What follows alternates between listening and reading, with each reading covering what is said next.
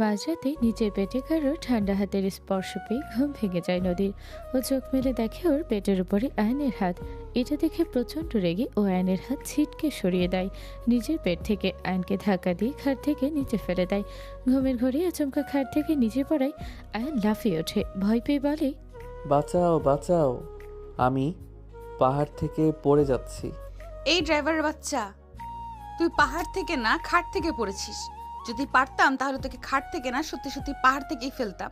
তোর সাহস হয় কিভাবে তুই আমার পেটে হাত দিস? আমার পাশে আমার বিছানায় শোয়ার পারমিশন তোকে কে দিয়েছে? আমি তো আপনার বর, তাই আপনার সাথে এক বিছানায় শুয়েছি। এটা তো আমার অধিকার। আর আপনি তখন ঘুমিয়েছিলেন যখন আমি এসে শুয়েছি, তাই আপনাকে জিজ্ঞেস করা হয়নি। আর আমি ইচ্ছা করে আপনার পেটে হাত দেই নাই। ঘুমের ভিতরে হয়তো হাতটা চলে গেছে আপনার পেটে। তোর আবার অধিকার? একে তো বামন হয়ে চাঁদে হাত দিয়েছিস, তুই আবার অধিকার দেখাস? কি যোগ্যতা আছে তোর আমাকে বিয়ে করার? আমি হলাম জমিদারের মেয়ে আর তুই হলি একটা সামান্য ড্রাইভারের আবার অধিকার? তুই ইচ্ছে করে আমার পেটে হাত দিয়েছিস। তোদের মতো ছোট লোকদের আমার খুব ভালো করে চেনা আছে। মুখে লাগাম দিন। গরিব হই বা বড়লোক, আমি কি মানুষ না? ড্রাইভাররা কি মানুষ না? মানুষকে টাকা দিয়ে না, মানুষ হিসেবে দাম দিতে শিখুন। আর আমি ড্রাইভার হলেও আমি আপনার স্বামী, সেটা আপনি অস্বীকার করতে পারেন না। স্বামীকে সম্মান করতে হয়, অপমান না। তার যতটুকু আছে সেটা নিয়েই খুশি থাকতে হয়। স্বামী হিসেবে আমার সম্পূর্ণ অধিকার আছে আপনার পাশে শোয়ার। ছোট লোকের বাচ্চা, খুব চোপা হয়েছে তাই না? দাঁড়া, তোর চোপা বের করছি। কথাটা বলে নদী আয়নের গালে ঠাস করে একটা চর মারে। চর খেয়ে আয়ন নদীর দিকে তাকিয়ে থাকে। সেটা দেখে নদী আঙুল উঁচিয়ে বলে, এই চোখ নামা, নামা চোখ। আমার দিকে উঁচু চোখে তাকানোর সাহস হয় কিভাবে তোর? চর খেয়ে শিক্ষা হয়নি নাকি আরেকটা দেব? আমাকে বিয়ে করে তুই অনেক বড় ভুল করেছিস। এর জন্য তোকে আজীবন জ্বলতে হবে। আপনি আমাকে মারুন, বকুন, তবুও আমি বলবো আপনি আমার স্ত্রী আর আমি আপনার স্বামী। আপনি চাইলে আমাকে খুনও করতে পারেন, তবুও আমি আমার অধিকার ছাড়ব না। আপনাকে ছেড়ে যাব না। স্বামী মাই ফুট, অধিকার দেখাবি না নাকি আমার বাবার এই বিশাল সম্পত্তির উপরে নজর পড়েছে তাই বল? কারণ বাবার পরে এই সম্পত্তির একমাত্র ভাগীদার তো আমি। আর আমার স্বামী হয়ে থাকা মানে আমার পরে এই সম্পত্তির দাবিদার তুই। সেই লোভে এত চড়থাপ্পড় খেয়েও আমার সাথে থাকবি তাই না? এই তোর লজ্জা করে না? আমি যে তোকে এত অপমান করছি তোর কি গায়ে লাগছে না? সেলফ রেসপেক্ট বলতে কিছু নেই তোর? এক বাপের সন্তান তো তুই। আমার তো তোর জন্ম নিয়ে সন্দেহ হচ্ছে। নদীর কথা শুনে আয়ন রেগে যায় অনেক। ও পাশের ড্রেসিং টেবিলের আয়নায় জোরে একটা ঘুষি মারে। ড্রেসিং টেবিলের কাঁচ ভেঙে টুকরো টুকরো হয়ে যায়। আয়নের হাত কেটে রক্ত পড়তে থাকে। হঠাৎ আয়ন ড্রেসিং টেবিলের কাছে ঘুষি মারায় নদী ভয় পেয়ে যায়। কাঁচ ভাঙার শব্দে ও ভয় পেয়ে কানে হাত দিয়ে চোখ বন্ধ করে নেয়। একটু পরে চোখ খুলে দেখে আয়ন রাগী চোখে ওর দিকে তাকিয়ে আছে। রাগে ওর কপালে শিরা ফুটে উঠেছে। ওর চোখ লাল হয়ে গেছে। সেটা দেখে নদী ভয় পেয়ে ঢোক গেলে আয়ন রাগী গলায় বলে, আপনি কি মনে করেন কি নিজেকে জমিদারের মেয়ে হয়েছেন জন্য কি মাথা কিনে নিয়েছেন? সবাই ঠিকই বলে আপনি হচ্ছেন প্রচণ্ড অহংকারী একজন মেয়ে। অহংকারে আপনার মাটিতে পা পড়ে না। নিজেকে আপনি কি মনে করেন বলুন তো? টাকা থাকলেই না উপরে থাকা যায় না? উপরে থাকার জন্য একটা সুন্দর মনের দরকার, যেটা আপনার নেই। সঠিক সময়ে সঠিক শিক্ষাটা আপনি পাননি, তাই আপনার আজকে এই দশা। আপনাকে সাহস দিয়েছে কে আমার জন্ম নিয়ে প্রশ্ন তোলেন? খবরদার, এরপরে কখনো আমার বাবা মা তুলে কথা বললে আপনাকে আমি ছাড়বো না বলে দিলাম। পারলে নিজেকে একটু মানুষ করে গড়ে তুলুন। যেই টাকার অহংকার করছেন সেটাও না আপনার বাবার, আপনার না। সেটাও না আপনার বাবার, আপনার না। অন্যের জিনিস নিয়ে অহংকার করা বাদ দিন। কথাটা বলে আয়ন ঘর থেকে বেরিয়ে যায়। নদী আয়নের বলা কথাগুলো শুনে আরও রেগে যায়। ও ড্রেসিং টেবিলের সব জিনিস ফেলে দেয়। ঘরের সব ফুলদানি ভাঙতে থাকে। আয়নের বলা কথায়ও অপমানিত বোধ করে। প্রচণ্ড রাগী হবে ও কান্না করতে থাকে আর বলে, কি বললো ওই ছোট লোকের বাচ্চা? আমি অহংকারী? ও সাহস তো কম না, ও আমাকে অহংকারী বলে। আমি মানুষ হইনি, সঠিক সময় সঠিক শিক্ষা পাইনি। আমার শিক্ষার অভাব আছে এমন কথাও বলল কিভাবে? বাবার টাকার অহংকার করি আমি, অন্যের জিনিসের অহংকার করি, এত বড় কথাও কিভাবে বলল? ড্রাইভারের বাচ্চা আমাকে এভাবে অপমান করার সাহস পেল কোথা থেকে? ওকে আমি ছাড়বো না, ওকে আমি দেখে নিব, ওর জীবন জাহান্নাম বানিয়ে দেব। কথাটা বলে রাগে অপমানে নদী বসে বসে কান্না করতে থাকে। তখনই ওর ফোন বাজতে থাকে। ও দেখে ওর বান্ধবী দিশা কল দিয়েছে। ও ফোনটা রিসিভ করে। হ্যালো, বল দিশা। এসব আমি কি শুনছি নদী? তুই নাকি তোদের বাড়ির ড্রাইভারকে বিয়ে করেছিস? মানে কথাটা শুনে আমার বিশ্বাস হচ্ছে না। তুই একটা ড্রাইভারকে বিয়ে করেছিস? আর আমি যতদূর জানি ওই ছেলে তো তোর থেকে 4 বছরের ছোট। তাহলে কিভাবে কি হলো? আমি তো কিছুই বুঝতে পারছি না। জমিদারের মেয়ের আর কিনা একজন ড্রাইভার! ছি! তুই কি শিওর হওয়ার জন্য কল দিয়েছিস নাকি আমার উপরে মজা নেওয়ার জন্য কল দিয়েছিস বলতো? এসব কি বলছিস তুই? আমি কেন তোর উপরে মজা নিতে যাব? তোর কথার ধরনে সেটাই মনে হচ্ছে। যাই হোক, তোর যখন এতই কৌতূহল তাহলে শোন, আমি ওকে বিয়ে করেছি, এটা সত্যি। মানে কিভাবে কি কিছুই তো বুঝলাম না। আমি ঢাকায় ফিরে তোকে সব বলবো। এখন আমার কিছু ভালো লাগছে না, বাই। রোহিতের কি হবে নদী? রোহিত নামটা শুনে নদী আরও কান্না করতে থাকে। ওর চোখ বেয়ে অঝরে পানি পড়তে থাকে। রোহিত ওর বয়ফ্রেন্ড। রোহিত বিদেশে থাকে। অনলাইনে ওদের পরিচয় হয়। প্রথমে বন্ধুত্ব, তারপরে প্রেমে পড়া। ওদের 2 বছরের সম্পর্ক। আর কিছুদিন পরে রোহিত দেশে আসবে। নদী ভেবেছিল তারপর ওর বাবাকে ওদের দুজনের সম্পর্কের কথা বলবে, কিন্তু তার আগে আয়নের সাথে ওর বিয়েটা হয়ে যায়। লেখাপড়ার জন্য ও ঢাকায় থাকে। সেখানে নিজেদের একটা ফ্ল্যাটে থাকেও। আর ওর সাথে ওর বেস্ট ফ্রেন্ড দিশা থাকে। ভার্সিটির ছুটি থাকায় ও গ্রামে এসেছিল কয়েকদিনের জন্য। ওর বাবা এই গ্রামের জমিদার। ওরা বংশগত জমিদার। ওর আর কোনো ভাই বোন নেই। আয়ান এই 1 মাস হলো ওদের বাড়িতে ড্রাইভারের কাজ করে। কিরে কথা বলছিস না কেন? দিশার কথায় নদীর ঘোর কাটে। ও বলে, আমি জানি না, কিচ্ছু জানি না। এখন আপাতত ওকে কিছু বলবো না। ও আগে দেশে আসুক, তারপর ওকে সবটা বুঝিয়ে বলবো। এখন রাখছি, বাই। দিশার সাথে কথা বলা শেষ করে নদী ব্যালকনিতে যায়। সেখানে দাঁড়িয়ে নিচে তাকিয়ে দেখে বাগানে দাঁড়িয়ে আয়ান সিগারেট খাচ্ছে একের পর এক। আয়ানকে দেখে নদীর রাগ আরও মাথাচাড়া দিয়ে ওঠে। ও আয়ানের দিকে তাকিয়ে বলে, খুব আনন্দ মনে, তাই না? ড্রাইভার হয়ে জমিদারের মেয়েকে বিয়ে করেছো। তোমার তো লটারি লেগে গেছে। তোমাকে ভালো মনে করেছিলাম আমি, কিন্তু নিজের আসল রূপ তুমি দেখিয়েই দিলে। বামন হয়ে চাঁদে হাত দেওয়ার খুব শখ না তোমার? তোমার জন্য আমার জীবন শেষ হয়ে গেছে। তোমাকে তো আমি সুখে থাকতে দেব না। আজীবন জ্বলবে তুমি। এই আগুনে আমি জ্বলছি। যেই আগুনে আমি জ্বলছি সেই আগুনেই তুমি জ্বলে পুড়ে ছাই হয়ে যাবে। তোমার জীবন জাহান্নাম বানিয়ে দেব আমি। বাবা যে কেন তোমার সাথে আমার বিয়েটা দিল, ওই দিন যদি বাবা আমাকে নিজের কসম না দিত তাহলে আমি মরে গেলেও তোমাকে বিয়ে করতাম না। কেন করলে বাবা তুমি এমন? কেন আমাকে তোমার কসম দিলে? এইভাবে আমার জীবনটা কেন শেষ করে দিলে? একদিন আগের কথা। এটা তুমি কি বলছো বাবা? আমি আয়ানকে বিয়ে করব মানে? তুমি কি পাগল হয়ে গেছো? আয়ানের সাথে আমার বিয়ে, এটা কিভাবে সম্ভব? কেন সম্ভব না বলো তো? ও একটা ভালো ছেলে, স্মার্ট, সৎ, দেখতে শুনতে খারাপও না। কিন্তু বাবা, ও আমাদের ড্রাইভার, ওর সাথে আমার যায় না। তুমি বোঝার চেষ্টা করো। ড্রাইভার বলে কি ও মানুষ না? মানুষকে টাকা দিয়ে তার পেশা দিয়ে বিচার করতে হয় না, তার সততা দিয়ে আর গুণ দিয়ে বিচার করো। আর আয়ান একটা সৎ ছেলে, এর থেকে বড় কোনো গুণ হয় না। তোমার জন্য ওর থেকে ভালো, যোগ্য আর কেউ নেই। মানে সিরিয়াসলি ও আমার যোগ্য? ওর মতো একজন ড্রাইভার আমার যোগ্য? বাবা, এটা হয় না। কেন হয় না? আচ্ছা আমাকে একটা কথা বলো তো, তুমি কি কাউকে পছন্দ করো? সেই কারণে কি আয়ানকে বিয়েটা করতে চাইছো না? বাবার কথা শুনে নদী মনে মনে বলে, রোহিত তো এখনো বিয়ে করার জন্য প্রস্তুত না। সেদিনই তো বলল ওর বাবা মাকে এখনো বিয়ের ব্যাপারে বলতে পারবে না। আর ও তো বাবা মাকে ছাড়া বিয়ে করবে না। তোমাকে এখন আমি চাইলেও রোহিতের কথা জানাতে পারবো না বাবা। আমাকে কিছু একটা করতে হবে। যেভাবেই হোক বাবাকে বোঝাতে হবে, যাতে করে আয়নের সাথে আমার বিয়েটা না হয়। মনে মনে কথাগুলো বলে নদী মুখে বলে, না বাবা, আমার কাউকে পছন্দ নেই, কিন্তু আমি আয়নকে বিয়ে করতে চাই না। আর তাছাড়া আমার মনে হয় আয়নও এই বিয়েতে রাজি হবে না। ও যেমন ছেলে, ও এমনটা করতে রাজি হবে না। ও, তার মানে তুমি আয়ান রাজি কিনা এটা নিয়ে চিন্তিত? আয়ান রাজি আছে, ওর সাথে আমি কথা বলেছি, ও এই বিয়েতে রাজি। কি? আয়ান রাজি?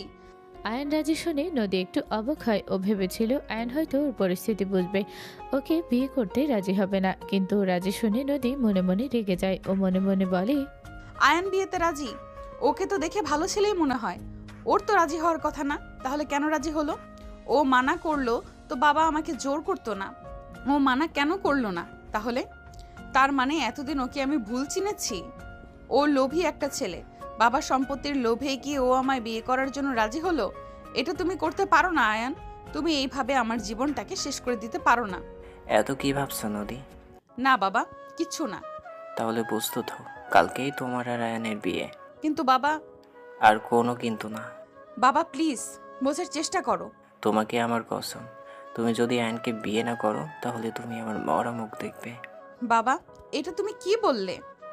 কি কসম দিলে আমায়? হ্যাঁ, যা বলেছি আমি সেটাই করব। যদি তুমি আয়নকে বিয়ে না করো তাহলে। আর হ্যাঁ, যতদিন তুমি আর আয়ন বেঁচে আছো ততদিন ওর সাথে তোমাকে সংসার করে যেতে হবে। যদি কখনো ওর সাথে সংসার ভাঙতে চাও তাহলে ভাববো তুমি আমায় ভালোবাসো না, তুমি তোমার বাবার কসম রাখলে না। অতীতের কথা চিন্তা করে নদী নিজের চোখের পানি মুছে নেয়। নদীর মা মৃত, ওর বাবাকে প্রচণ্ড ভালোবাসে। বাবার কসম ও অমান্য করতে পারেনি, তাই আজকে দুপুরে আয়নের সাথে ওর বিয়ে হয়। বিয়েটা একেবারে পারিবারিকভাবে হয়। হ্যালো, সব কিছু ঠিক আছে তো? হ্যাঁ স্যার, সব ঠিক আছে। বাড়ির চারিপাশে কড়া পাহারা দাও। সন্দেহজনক কাউকে দেখলে সাথে সাথে আমাকে জানাবে। Yes boss. গার্ডের সাথে কথা বলা শেষ করে আয়ন যায় নদীর বাবার ঘরে। সেখানে গিয়েও দেখে নদীর বাবা বিছানায় শুয়ে আছে। আয়নকে দেখে নদীর বাবা উঠে বসেন। এসো আয়ন। বাবা, আপনি শুয়ে থাকুন, উঠবেন না আপনি। আমি ঠিক আছি আয়ন। না, আপনি ঠিক নেই, একদম ঠিক নেই। ভুলে যাবেন না আপনার শরীরে ক্যান্সারের মতো একটা মরণ ব্যাধি বাসা বেঁধেছে। আপনাকে এখন অনেক রেস্টে থাকতে হবে। কদিন বাদে মরে যাব সেটা মনে করিয়ে দিচ্ছ? না না বাবা, আপনি আমাকে ভুল বুঝছেন, আমি ওইভাবে কথাটা বলিনি। হ্যাঁ হ্যাঁ, আমি জানি, আমি মজা করছিলাম। কিন্তু এটা সত্যি বলো যে আমি আর মাত্র কয়েক মাসের অতিথি, তারপরে আমার গল্প শেষ। এসব কথা কখনো বলবেন না বাবা, আপনার কিছু হবে না, আপনি কোথাও যাবেন না। ক্যান্সারের লাস্ট স্টেজে আছি আমি, এখন চাইলেও এর চিকিৎসা হবে না। সত্যিটা মানতে শেখো, মিথ্যা আশা মনে পুষে রেখো না। তবে একটা কথা ভেবে আমি খুব নিশ্চিন্ত, জানো? কি কথা? আমার মেয়েটাকে একজন যোগ্য মানুষের হাতে তুলে দিতে পেরেছি, যে আমার মেয়েটাকে দেখে রাখবে, ওকে সব বিপদ থেকে রক্ষা করবে। তুমি জানো না আমি কতটা নিশ্চিত হয়েছি। এখন মরেও শান্তি পাবো আমি। এভাবে বলবেন না বাবা, আপনি নিজে আমাকে বারণ করেছেন যেন নদীকে আপনার অসুস্থতার কথা না জানাই, কিন্তু আপনি যেভাবে নিজের অযত্ন করছেন তাতে দুদিন পরেই অসুস্থ হয়ে পড়বেন, তখন কিন্তু ও জেনে যাবে সবটা। এখন মরেও শান্তি আমার। না, ওকে কোনোভাবেই আমার অসুস্থতার কথা এখন জানানো যাবে না। মেয়েটাও আমাকে অনেক বেশি ভালোবাসে, এটা জানতে পারলেও সহ্য করতে পারবে না, অনেক কষ্ট পাবে। কিন্তু একদিন না একদিন তো ও সবটা জানবেই, তখন কি হবে? সেটা তখন দেখা যাবে, কিন্তু যতদিন সম্ভব ওর থেকে সবটা লুকিয়ে রাখতে হবে। আপনি কিছু চিন্তা করবেন না, আমি চেষ্টা করব ওর থেকে সবটা লুকিয়ে রাখার। সেদিন ওর উপরে কে বা কারা হামলা করেছিল কিছু জানতে পেরেছো? না, তবে একজনকে ধরতে পেরেছি। সে বলল ওদেরকে, নদীকে মারার জন্য যারা সুপারি দিয়েছে তাদের ও দেখেনি, নামও জানে না। তবে যে সুপারি দিয়েছে সে এদেশে থাকে না, পুরো পরিবার নিয়ে লন্ডনে সেটেলড। ওর বসের সাথে ওই লোকের যোগাযোগ আছে, এর বেশি ওই লোকের ব্যাপারে ও জানে না। নদীকে মারার জন্য ওদের অনেক টাকা দেওয়া হয়েছিল। কথা ছিল নদী মারা যাওয়ার পরে ওরা নিজেদের টাকা নিয়ে যে যার মতো পালিয়ে যাবে, তাই ওর থেকে দলের আর কারো সন্ধান পাওয়া যায়নি। খোঁজ লাগাও আয়ন, যেভাবে হোক আমার গোপন শত্রুদের খুঁজে বের করতে হবে। জানতে হবে কারা আমার মেয়ের ক্ষতি চায়। আমি জীবিত থাকা অবস্থায় এর একটা ব্যবস্থা করে যেতে চাই। আমি জানি আমি থাকি বা না থাকি তুমি সবসময় ওকে প্রোটেক্ট করবে, তবুও আমি থাকতেই নিজের মেয়েকে একদম নিরাপদ একটা ভবিষ্যৎ দিয়ে যেতে চাই। আমি চেষ্টা করছি, আপনি নিশ্চিন্ত থাকুন। কিভাবে নিশ্চিন্তে থাকবো বলো তো? সেদিন গুলিটা আমার মেয়েকে উদ্দেশ্য করে চালানো হলো। তুমি যদি না থাকতে তাহলে সেদিন কি হতো বলো তো? নদী তো কানে হেডফোন থাকায় আর চোখ বন্ধ থাকায় কিছু টের পাইনি, কিন্তু ওই দিন তুমি না থাকলে আজকে আমার মেয়েটা। এমন কথা মুখেও আনবেন না। যতদিন আমি বেঁচে আছি আমি ওর কিছু হতে দেব না। সেই ভরসা আছে বলেই তো আমার মেয়েটাকে তোমার হাতে তুলে দিলাম। কিন্তু আর কতদিন তুমি নিজের পরিচয় গোপন করে এভাবে ড্রাইভার সেজে থাকবে? যতদিন না নদীর সব বিপদ কাটবে আমি ড্রাইভারের ছদ্মবেশেই থাকব। এভাবে থাকলে সেই গোপন শত্রুদের খুঁজে পেতে আমার সুবিধা হবে। আমার আসল পরিচয় ততদিন না হয় গোপনই থাকুক। নদী তোমার সাথে অনেক খারাপ আচরণ করছে, তাই না? ওটা কোনো ব্যাপার না, ওকে আমি ঠিক করে নেব। আসলে কি বলুন তো, ছোট থেকে তো মাকে পাইনি, একটু বড় হওয়ার পরে আপনার থেকে আলাদা থেকেছে। আপনিও জমিদারি সামলাতে গিয়ে ওকে সময় দিতে পারেননি, তাই একা থাকতে থাকতে ও একটু উগ্র, একটু অহংকারী স্বভাবের হয়ে গেছে। ব্যাপার না, আমার সাথে থাকতে থাকতে ঠিক হয়ে যাবে সবটা। নদীর বাবার সাথে কথা বলা শেষে আয়ন একটা প্লেটে করে খাবার নিয়ে ঘরে আসে। ঘরে এসে দেখে নদী বিছানায় বসে আছে। আয়ন খাবারের প্লেটটা নদীর পাশে রেখে বলে, খাবারটা খেয়ে নিন। আপনি রাতে খাননি আমি জানি, দুপুরেও তো খাননি। এভাবে না খেয়ে থাকলে শরীর খারাপ করবে। সেটা তোর ভাবতে হবে না। আমি খাই বা না খাই সেটা আমার ব্যাপার। আমার শরীর খারাপ করলেও সেটা আমার ব্যাপার। তোর এইসব নিয়ে চিন্তা করতে হবে না। তুই আমাকে কি যেন বলছিলি? আমি অহংকারী, অন্যের টাকার অহংকার দেখাই? শোন, কাল সকালেই আমি ঢাকায় ফেরত যাব, আর ওখানে গিয়ে জব করব। নিজেকে এমনভাবে প্রতিষ্ঠিত করব যে অন্যের টাকায় চলতে না হয়, নিজের টাকায় চলবো। তেমনটা যদি করতে পারেন তাহলে আমি অনেক খুশি হব। এমন জেদ থাকা ভালো। প্রতিটা মানুষেরই সেলফ ইন্ডিপেন্ডেন্ট হওয়া উচিত, হোক সে মেয়ে বা ছেলে। যাই হোক, খাবারটা খেয়ে নিন। খাবো না আমি, এগুলো নিয়ে যা। দেখুন, ওই সময় আমি যে ব্যবহারটা করেছি তার জন্য সরি। আপনি আমার বাবা মা তুলে, আমার জন্ম তুলে কথা না বললে আমি এমন ব্যবহার করতাম না। আপনার কাছে যেমন আপনার বাবা অনেক দামি, যে জন্য তার এক কথায় আমার মতো ড্রাইভারকে বিয়ে করতে রাজি হয়ে গেলেন, তেমনি আমার কাছেও আমার বাবা দামি। বাবারা গরিব হোক বা বড়লোক, সন্তানের কাছে সে সুপার হিরো। সন্তান কখনো বাবাকে টাকা দিয়ে বিচার করে না। ওই সময় বাবা মা তুলে কথা বলায় আমার মাথাটা বিগড়ে গেছিল, তাই আপনাকে তখন অনেক উল্টাপাল্টা বলে ফেলেছি। কিন্তু আমি ওইভাবে কথাগুলো বলতে চাইনি, আপনাকে কষ্ট দিতে চাইনি। আপনি প্লিজ আমার উপরে রাগ করে না খেয়ে থাকবেন না। এই, তুমি যাও তো, আমাকে ডিস্টার্ব করো না। নিজের চরকায় তেল দাও, যাও। দেখুন, আমি জানি আপনি আমাকে বিয়েটা নিজের অমতে করেছেন, বাবার কথাই করেছেন। বাবাও হয়তো এটা বুঝতে পেরেছে আপনি নিজের মতে বিয়েটা করেননি। এখন আপনি যদি এইভাবে না খেয়ে থাকেন তাহলে তো বাবা সেটা জানতে পারলে কষ্ট পাবে, তাই না? আপনি ভেবে দেখুন কি করবেন। আমি যখন বলেছি খাবো না, তার মানে খাবো না। আয়ান আর কোনো কথা না বলে খাটে গিয়ে শুয়ে যায়। তখনই একবার নদীর দিকে তাকায়। নদীও তার দিকে তাকিয়েছিল। সেটা দেখেও একটা বালিশ আর পাতলা একটা কাঁথাখানা নিয়ে সোফায় গিয়ে শুয়ে পড়ে। সোফায় শুতে আয়নের অনেক কষ্ট হচ্ছিল। সেটা দেখে নদী বলে, তুমি সোফায় শুলে কেন? সোফায় শোবো না তো কোথায় শোবো? আপনি তো খাটে শুতে বারণ করলেন। তুমি সোফায় শুয়েছো, এটা জানলে বাবা কষ্ট পাবে না বুঝি? না না, বাবা তো জানতেই পারবে না। তুমি আর আমি ছাড়া এই কথা আর কেউ জানবে না। তবুও রিস্ক নেওয়ার দরকার নেই, তুমি যাও, গিয়ে খাটেই শও। আবারও যদি আপনার পেটে হাত চলে যায় তখন?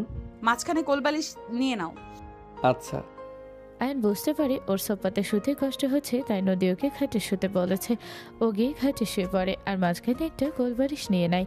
নদীর ওর প্রতি কেয়ার দেখেও মুচকি মুচকি হাসতে থাকে আর মনে মনে বলে, যাক, আমার বউটা তাহলে এতটাও নির্দয় না, আমার কথা তাহলে একটু ভাবে। আয়ান চোখ বন্ধ করে ঘুমের অভিনয় করতে থাকে। নদী আয়ান ঘুমিয়ে গেছে মনে করে খাবার নিয়ে খেতে থাকে। কেমন একটা খচখচ আওয়াজ শুনে আয়ান চোখ মেলে পিছনে তাকায়। ও দেখে নদী খাচ্ছে। সেটা দেখে ও আবারও চোখ বন্ধ করে শুয়ে থাকে। নদীকে বুঝতে দেয় না ও সবটা দেখেছে। খাওয়া দাওয়া শেষে নদী আয়নের পাশে এসে শুয়ে পড়ে। কি বলছো তুমি দিশা? নদীর বিয়ে হয়ে গেছে মানে কি? আমি সত্যি বলছি, আজকেই ওর বিয়ে হয়েছে। না, এটা হতে পারে না। ওর বিয়ে আর কারোর সাথে হতে পারে না। Are you feeling sad? তুমি কি কষ্ট পাচ্ছ নাকি ওর বিয়ে হয়েছে তাই? তুমি তো ওকে ভালোবাসো না, তুমি তো আমায় ভালোবাসো। ওর সাথে তো জাস্ট নাটক করছো ওকে বিয়ে করতে ওর বাবার সম্পত্তি পাওয়ার জন্য। তাহলে ওর বিয়ে হয়েছে শুনে তুমি এত উতলা হচ্ছ কেন? ডু ইউ লাভ হার? আরে বাল বাল বকো না তো। আমি কেন ওকে ভালোবাসতে যাব? আমি তো নাটক করছি যাতে ওকে বিয়ে করে ওর বাবার সম্পত্তি হাতিয়ে নিতে পারি। উতলা হচ্ছি কারণ ওর সাথে তো ওই ড্রাইভারের বিয়ে হয়েছে। তাহলে এখন আমাদের প্ল্যানের কি হবে? আমি তো এভাবে ভেবেই দেখিনি। তা কেন ভাববে? তোমার মাথায় কি এসব আসবে? সব সময় তো থাকো কিভাবে আমার ভুল ধরবে সেই ধান্দায়। সরি জান, তুমি তো জানো আমি তোমাকে নিয়ে কতটা পজিটিভ। তুমি অন্য কারোর প্রতি কনসার্ন দেখলে আমার খুব রাগ হয়। হ্যাঁ হ্যাঁ ঠিক আছে, এখন বলো আমাদের প্ল্যানের কি হবে? মানে নদী কি ওই ছেলেকে ডিভোর্স দেবে? কি মনে হয় তোমার? জানি না, তবে ও যেমন মেয়ে ও কখনোই ওই রকম একটা ড্রাইভারের সাথে সংসার করবে না। তাছাড়া ও তোমাকে অনেক ভালোবাসে। সেটা তো আমিও জানি, কিন্তু ওর ভালোবাসা দিয়ে আমি কি করব বলো? আমার তোর বাবার সম্পত্তি দরকার। কিছু একটা করতে হবে। আগে নদীকে ঢাকায় আসতে দাও, তারপর কোনো একটা ব্যবস্থা করতে হবে। ঠিক আছে এখন রাখো। আর একটু কথা বলি প্লিজ। আমি একটু ঘুমাবো এখন। কথাটা বলে রোহিত দিশার মুখের উপর কল কেটে দেয়। রোহিত চিন্তিত হয়ে দাঁড়িয়ে থাকে, তখনই ওকে পিছন থেকে এসে একটা মেয়ে জড়িয়ে ধরে। কি হয়েছে বেবি? এত টেন্স লাগছে কেন তোমাকে? নদী ওর বাড়ির ড্রাইভারকে বিয়ে করে নিয়েছে। হোয়াট? মানে এটা কিভাবে সম্ভব? তুমি তো বলতে ও নাকি তোমাকে ভালোবাসে, তাহলে গাড়ির ড্রাইভারের সাথে কিভাবে কি? সেটা তো আমিও বুঝতে পারছি না। বোঝার দরকারও নেই। আমি কিন্তু অনেক খুশি হয়েছি, একটা কাঁটা অন্তত সরলো। মজা করো না তো। কিসের মজা? হ্যাঁ, তুমি আমার হাজবেন্ড। আমার সামনে তুমি বসে দুইটা মেয়ের সাথে প্রেম করছো, আর আমি তোমার বউ হয়ে সেটা চুপচাপ সহ্য করছি। আমার কেমন লাগে তুমি জানো? ওহো জেসি, তুমি তো জানো আমি ওদের সাথে শুধু নাটক করছি। নদীর সাথে প্রেম করছি তোর বারবার সম্পত্তির জন্যে। আর দিশাও তো শুধু আমার খেলার একটা গুটি মাত্র। ওকে হাতে রাখছি নদীর খবরাখবর নেওয়ার জন্য। তাছাড়াও ও এমন একটা মেয়ে, সুবিধা অসুবিধা হলে ওকে দিয়ে অনেক কাজ করে নেওয়া যাবে। আমার আর এসব ভালো লাগে না। ওদের সামনে তুমি আমাকে নিজের কাজিন বলছো, বউ হয়ে ওদের সামনের বোনের অভিনয় করতে হচ্ছে। আর কিছুদিন ওয়েট করো, একবার নদীকে বিয়ে করে ওর বাবার সম্পত্তি হাতিয়ে নিই, তারপর ওরা ওদের রাস্তায় আর তুমি আর আমি আমাদের রাস্তায়। মাঝে মাঝে তুমি নদীর সাথে একটু বেশি ক্লোজ হয়ে যাও, এই ব্যাপারটা আমার একদম ভালো লাগে না। তখন মনে হয় তুমি সত্যি ওকে ভালোবাসো। আরে সবটা তো নাটক জাস্ট। আমি যদি ওকেই ভালোবাসতাম তাহলে কি তোমার সাথে থাকতাম নাকি? আমি ওকে ভালোবাসি না, আমি শুধু তোমাকেই ভালোবাসি। তোমার বলা এই কথাটা মনে রেখো। যদি ব্যাপারটা উল্টে যায় আর আমি যদি টের পাই, তাহলে তুমি খুব ভালো করেই জানো আমি জেসি কি কে করতে পারি। এর আগের বার নদীকে একটু বেশি প্রায়োরিটি দিয়েছিল বলে ওকে দুনিয়া থেকে সরিয়ে দিতে চেয়েছিলাম। ওর ভাগ্য ভালো ছিল, ওকে একজন বাঁচিয়ে নিয়েছে। এর পরের বার গুলিটা কিন্তু মিস হবে না। এমন কিছু করার আর প্রয়োজন পড়বে না। তুমি আগের বারও কিন্তু কাজটা ভালো করনি। নদীর বাবারও কিন্তু পাওয়ার কম নেই। উনি কিন্তু একজন জমিদার, ভালো ভালো মানুষের সাথে ওনার ওঠা বসা। উনি যদি কোনোভাবে তোমার ঠিক করা ওই লোকেদের খুঁজে পায় যাদের তুমি নদীকে খুন করতে পাঠিয়েছিলে, তাহলে তোমার আর আমার দুজনেরই অবস্থা খারাপ করে দেবে। আমি অতটাও কাঁচা প্লেয়ার না, বুঝলে? আমি কি ওদের সামনে গিয়েছি নাকি? যতটা সম্ভব যোগাযোগ করেছি, সেটাও অন্য ফ্রেন্ডের মাধ্যমে। তাই ধরা পড়লে ওরা পড়বে, আমি না। তারপরও এরপর থেকে এমন রিস্ক নেওয়ার দরকার নেই। ওই দিন যদি নদী মারা যেত, তাহলে আমাদের এত দিনের কষ্ট সব বৃথা যেত। একবার ভেবে দেখো তো, ও মারা গেলে ওকে আমি বিয়ে করতাম কিভাবে, আর ওই সম্পত্তি কিভাবে নিজের করতাম। ওকে আমাদের বাঁচিয়ে রাখতে হবে যতদিন না ওই সম্পত্তি আমার হচ্ছে, ততদিন ওর কোনো ক্ষতি হতে দেওয়া যাবে না। এখন দিশা আর নদীর চ্যাপ্টার বাদ দাও তো, কাছে আসো। সব সময় শুধু ওদের নিয়ে পড়ে থাকো।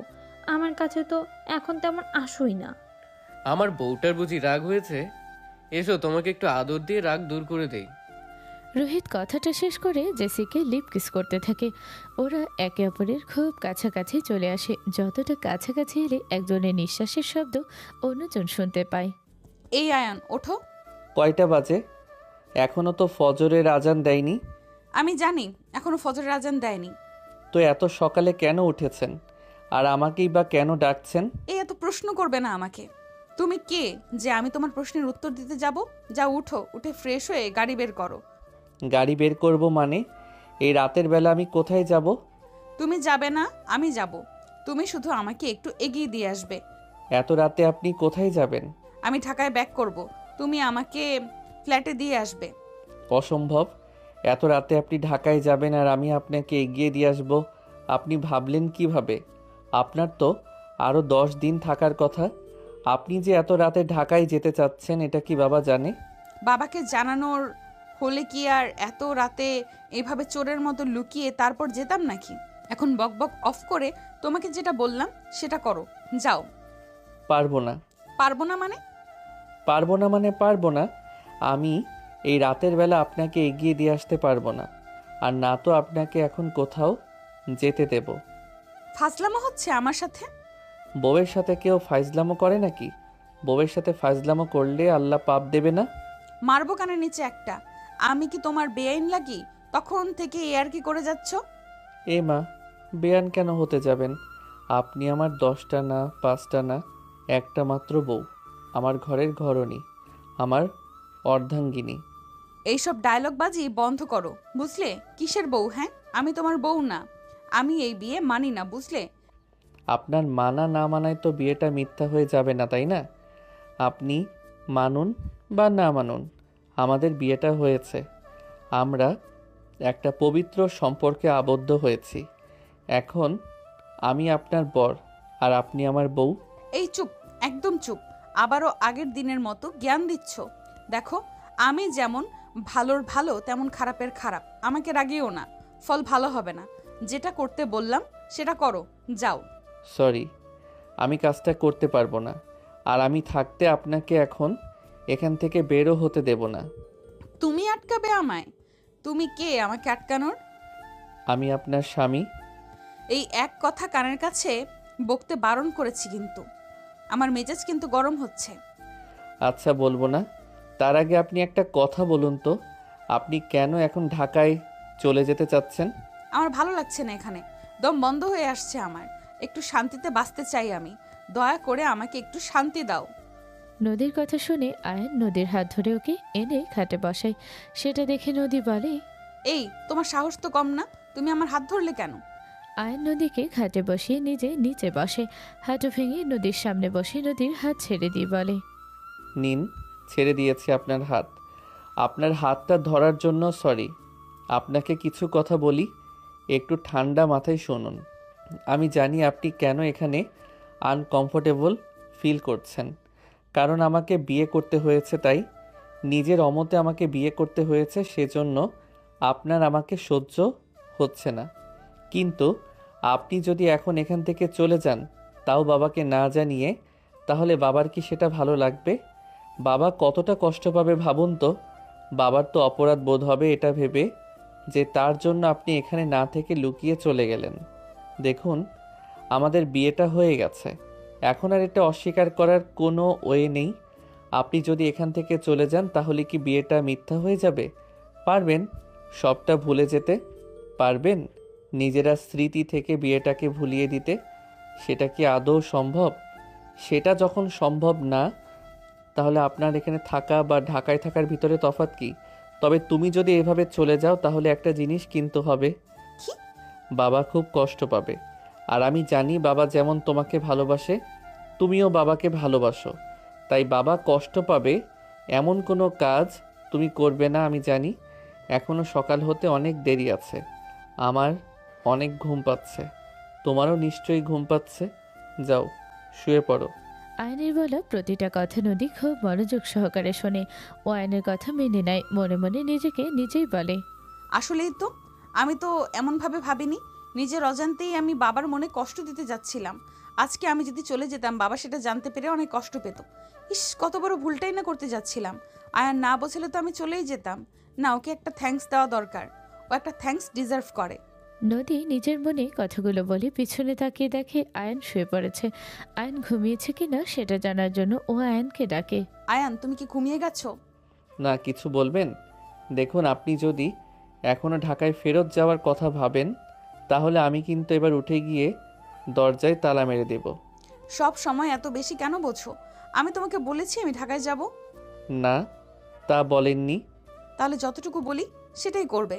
ছোট মানুষ ছোটর মতো আচরণ করো, বেশি পাকনামি করতে যেও না। আচ্ছা, করব না। এখন বলুন, ডাকলেন কেন? থ্যাঙ্কস। আমি কি ঠিক শুনলাম? আপনি আমাকে থ্যাঙ্কস বললেন? যদি কানা না হও তাহলে ঠিকই শুনেছো। হঠাৎ থ্যাঙ্কস কেন? কারণ তুমি আজকে আমাকে বাবাকে কষ্ট দেওয়া থেকে আটকিয়েছো। যাক, তাহলে আপনি বুঝতে পেরেছেন যে আমি আপনাকে আটকিয়েছি, সেটা ঠিক করেছি। হয়েছে, এত বেশি বুঝতে হবে না। এখন ঘুমাও, আমাকেও ঘুমাতে দাও। পরের দিন সকালে আয়না নদী খেতে যায়। তখন নদীর বাবা নদীকে বলে, নদী, আমি চাই তুমি এবার ঢাকায় ফিরে যাও। কিন্তু বাবা, আমার তো এখানে আরো কিছুদিন থাকার কথা ছিল। হ্যাঁ ছিল, কিন্তু এখন এখানে থাকাটা তোমার জন্য সেফ না। আমি চাই তুমি ঢাকাতেই থাকো। সেখানে থাকাটা বুঝি সেফ? হ্যাঁ সেফ, কারণ এটা গ্রাম। এখানে শহরের মতো সব সুযোগ সুবিধা নেই। এখানে সেই প্রোটেকশনটা নেই যেটা ওখানে পাবে। নদীর বাবা নদীকে নিজে থেকে দূরে পাঠাতে চাচ্ছে, কারণ ওনার শরীরটা দিন দিন খারাপ হয়ে আসছে। উনি নিজের অসুস্থতাগুলো লুকাতে পারছে না, তাই নদীকে তাড়াতাড়ি নিজে থেকে দূরে পাঠিয়ে দিচ্ছেন, যেন নদী ওনার অসুস্থতার কথা জানতে না পারেন। বাবা নদীকে দূরে চলে যেতে বলছে দেখে নদীর মনে একটু খটকা লাগে। ও মনে মনে বলে, কি হচ্ছে বুঝলাম না। অন্যবার ছুটিতে আসলে বাবা তো আমাকে বলে আমি যেন সব সময়ের জন্য এখানে থেকে যাই, ছুটি বাড়ানোর জন্য কত রিকোয়েস্ট করে। সেই বাবা আজকে নিজেই আমাকে চলে যেতে বলছে। আমাদের তো কম গার্ডস নেই এখানে, আমার প্রোটেকশনের ভালোই ব্যবস্থা আছে। তাহলে বাবা কেন আমাকে চলে যেতে বলছে? কথাগুলো মনে মনে বলে নদী মন খারাপ করে বলে, তুমি আমাকে চলে যেতে বলছো বাবা? তাড়িয়ে দিচ্ছ আমায়? না মা, আমি যেটা করেছি তোমার ভালোর জন্যই করেছি। মন খারাপ করো না, সঠিক সময়ে তুমি সবটা জানতে পারবে। বাবার কথা শুনে নদী মনে মনে বলে, বাবা হয়তো সত্যিই আমার সেফটির জন্য এমনটা করছে। বাবা তো আর আমার খারাপ চায় না, আমার ভালোর জন্যই হয়তো আমাকে চলে যেতে বলছে। এক হিসেবে ভালোই হয়েছে, এখান থেকে চলে গেলে এই আয়ানকে আমার আর সহ্য করতে হবে না। ও আউট হবে আমার লাইফ থেকে। মনে মনে খুশি হলেও চেহারায় সেটা প্রকাশ করে না নদী। ও বলে, ঠিক আছে বাবা, তুমি যখন বলছো আমি আজকে বিকেলেই চলে যাব। আয়ান না হয় আমাকে পৌঁছে দিয়ে আসবে? আসবে না, থাকবে। মানে? মানে হলো আয়ান তোমাকে শুধু পৌঁছে দিয়ে চলে আসবে না, ও নিজেও ওখানে থাকবে তোমার সাথে। ও আমার সাথে থাকবে মানে কি? কেন থাকবে ও? কারণ ও তোমার স্বামী। তুমি কি ভুলে যাচ্ছ? তোমরা দুজন স্বামী স্ত্রী, তোমরা এখন থেকে একসাথে থাকবে। পড়াশোনার জন্য তুমি যেহেতু ঢাকায় থাকছো, তাই ও তোমার সাথে থাকবে। ও তোমার সাথে থাকলে আমি একটু নিশ্চিন্ত হব। কিন্তু বাবা। এতে আবার কিন্তু কিসের? এখন থেকে তোমরা হলে জোড়া কবুতর। তুমি আর ও সব সময় যেখানেই যাও একসাথে যাবে। বাবা, আমার ফ্ল্যাটে আমার সাথে আমার একটা ফ্রেন্ডও থাকে। এখন হুট করে ওকে আমি কোথায় পাবো বলো তো? কোথাও পাঠাতে হবে না, ওই ফ্ল্যাটের পাশের ফ্ল্যাটটাও আমার। তোমার বান্ধবীকে কল করে পাশের ফ্ল্যাটে শিফট হয়ে যেতে বলো। নদী ওর বাবাকে আর কিছু বলতে পারে না। ও মনে মনে আয়নকে গালি দিতে থাকে। বিকালে নদী আর আয়ন চলে যায় ঢাকায়। নদীর বাবা নিজের কষ্ট হওয়া সত্ত্বেও নদীকে আর আয়নকে যেতে দেয়। নদী আর আয়ন যাওয়ার পরে উনি ঘরে গিয়ে কান্না করতে থাকেন। পরিস্থিতির জন্য আজকে ওনাকে নিজের মেয়েকে নিজের কাছে রাখার সুযোগ থাকতেও সেটা হারাতে হলো। উনি নিজের স্ত্রীর ছবির সামনে দাঁড়িয়ে বলে, মেয়েটাকে পাঠিয়ে দিলাম দূরে। বিশ্বাস করো, ওকে দূরে পাঠানোর কোনো উদ্দেশ্য আমার ছিল না। কিন্তু কি করব বলো, আমি যে দিন দিন অসুস্থ হয়ে পড়ছি। সামনে থাকলেও সেটা বুঝে যাবে। আমার অসুস্থতার কথা জানতে পারলে ও তো সহ্য করতে পারবে না। আজকে ওকে দূরে পাঠাতে আমার খুব কষ্ট হচ্ছিল জানো। বারবার মনে হচ্ছিল এটাই হয়তো ওর সাথে আমার শেষ দেখা। মৃত্যুর আগে হয়তো আর দেখা হবে না। আচ্ছা, আমি না থাকলে ওর কী হবে বলো তো? তুমিও তো সেই ছোটোবেলা থেকে ছেড়ে চলে গেলে। এখন যদি আমিও চলে যাই, মেয়েটা কী নিয়ে থাকবে বলো তো? অবশ্য ওকে নিয়ে আমার কোনো টেনশন নেই, কারণ ওর জন্য একজন যোগ্য মানুষকে আমি নির্বাচন করেছি। একজন যোগ্য মানুষের হাতে ওকে তুলে দিয়েছি। আমি জানি আয়ান যতদিন বেঁচে আছে আমার মেয়েটাকে ও আগলে রাখবে। ছেলেটা খুব ভালো জানো, খুব সৎ একটা ছেলে। ওর হাতে নদীকে তুলে দিয়ে আমি এখন নিশ্চিন্ত। রাতের ভিতরে আয়ান আর নদী এসে ঢাকায় পৌঁছায়। ওরা এসে দেখে দিশা পাশে ফ্ল্যাটে শিফট হয়ে গেছে, কিন্তু ওদের ফ্ল্যাটের অবস্থা অনেক খারাপ। সব কিছু কেমন এলোমেলো। নদী এমনটা দেখে রেগে যায়। ও দিশাকে কিছু বলতে যাবে, তার আগে আয়ান ওকে আটকায়। আয়ানের কথায় নদী আর কিছু বলে না। ও আর আয়ন মিলে ঘরটা আবারও গোছাতে থাকে। ঘর গোছাতে গিয়ে নদীর একটু দুষ্টুমি করতে মন চায়। ও নরম কোষান দিয়ে আয়নকে বাড়ি মারে। আয়নও একটা কোষান তুলে সেটা দিয়ে নদীকে বাড়ি মারতে যায়। সেটা দেখে নদী দৌড় দেয়। আয়নও ওর পিছন পিছন দৌড়াতে থাকে। আয়নকে নিজের পিছনে আসতে দেখে নদী দিক বেদিক হারিয়ে ফেলে। এদিক ওদিক তাকিয়ে দৌড়াতে গিয়ে নদী পা পিছলে পড়ে যেতে নেয়। আয়ন ওর কোমর জড়িয়ে ধরে ওকে বাঁচায়। আচমকা পড়ে যেতে নেয়। নদী খুব ভয় পায়। ও চোখ খিচে বন্ধ করে নেয়। নিচে না পড়ে হাওয়ায় ভাসছে দেখলো। ও চোখ বুঝে নিজের মনে মনে নিজে বলে, কি হলো? আমি এখনো পড়ছি না কেন? না কোনো শরীর ব্যথাও তো লাগছে না। তবে কি পড়ে গিয়ে মরে গেছি আর ডিরেক্ট এখন বিচারের কাঠগড়ায় আমি ভাসছি, মানে এখন আমার বিচার হচ্ছে? নদী ধীরে ধীরে চোখ মেলে তাকায়। নিজের সামনে আয়নকে দেখে ও চমকে যায়। ও আয়নকে বলে, এ কি আয়ান, আমি না হয় পড়ে গিয়ে মারা গেছি, কিন্তু তুমি এখানে কি করো? তুমি কিভাবে মরলে? কি বলছেন এসব আবল তাবল? আপনি কেন মরতে যাবেন আর আমি বা কেন মরতে যাব? আর কোথায় থাকার কথা বলছেন বলুন তো? কেন, আমরা তো মারা গেছি, এখন কেমন হায় ভাসছি। এক্সকিউজ মি, আমরা মারা যাইনি। আর আপনি না হাওয়ায় ভাসছেন না, আপনি পড়ে যাচ্ছিলেন। আমি আপনাকে ধরে রেখেছি। নদী খেয়াল করে দেখে আসলে ওকে আয়ন ধরে রেখেছে। এত সময় বাল উল্টাপাল্টা কথার জন্য নদী ভীষণ লজ্জা পেয়ে যায়। তাই ও নিজেকে আয়নের থেকে ছাড়িয়ে চুপচাপ ঘরে চলে যায়। মাথায় পুরো তার কাটা, পাগল মেয়ে একটা। ইয়েস, আজকেই ফিরবো আমি বাংলাদেশে। কিন্তু এমন হুট করে আসলে নদী যদি সন্দেহ করে? করবে না? ওকে বলবো ওকে সারপ্রাইজ দেওয়ার জন্য আগে থেকে জানাইনি। আমি এসেই আগে তোমার কাছে আসবো। সেটা আর হবে না, কেন? কারণ নদী ঢাকায় ফিরে এসেছে। তাহলে তো ভালোই হলো, এসেই ওর ফ্ল্যাটে ওঠা যাবে। না, যাবে না। কেন যাবে না? এই তুমি কথা ক্লিয়ার ভাবে বলো তো, এমন অর্ধেক অর্ধেক কথা বলো না। যাবে না কারণ নদীর সাথে ওর ড্রাইভারটাও এসেছে। আর শুনলাম ওই ছেলে এখন থেকে এখানেই থাকবে নদীর সাথে। এখানে থাকবে মানে কি? নদী ওকে নিজের সাথে থাকতে রাজি হলো কেন? আমি জানি না, আমাকে আগের দিন রাতে বলল ও নাকি ওর বর মানে ওই আয়ানকে নিয়ে আসছে। আমি যেন এই ফ্ল্যাট থেকে শিফট করে পাশের ফ্ল্যাটে চলে যাই। তারপর রাতে ও আর ওই আয়ান এলো দেখলাম। ব্যাপারটা ভালো ঠেকছে না। আমার মনে হচ্ছে আমি না আসলে কাজ হবে না। আমি এসে তারপর এর একটা বিহিত করব। একটু পরে আমার ফ্লাইট। আমি ডিরেক্ট নদীর ফ্ল্যাটে যাব। আশা করি আমাকে দেখেও একদম শকড হয়ে যাবে। তা তো হবেই। ও তো ভয়ে আছে আমাকে কিভাবে সবটা বলবে, সেই জন্য। তার ভিতরে যদি তুমি নিজেই চলে আসো তাহলে তো ওর কাছে ব্যাপারটা মরার উপরে খাঁড়ার ঘায়ের মতো হবে। দিশার বকবক শুনে বিরক্ত হয় রোহিত কল কেটে দেয়। রোহিতকে কল কাটতে দেখে দিশার মন খারাপ হয়ে যায়। রোহিত নিজের সাথে করে জেসিকেও বাংলাদেশে নিয়ে আসে। রাতে নদী আর আয়ান ডিনার করার জন্য টেবিলে বসেছিল। তখনই কলিং বেল বেজে ওঠে। নদী দরজা খুলতে যেতে চাইলে আয়ান ওকে বারণ করে। ও গিয়ে দরজা খুলে দেখে একটা ছেলে আর একটা মেয়ে দাঁড়িয়ে আছে দরজার সামনে। রোহিত আর জেসি দাঁড়িয়েছিল। আয়ান যেহেতু রোহিতকে আর জেসিকে চেনে না তাই জিজ্ঞেস করে, আপনারা কে?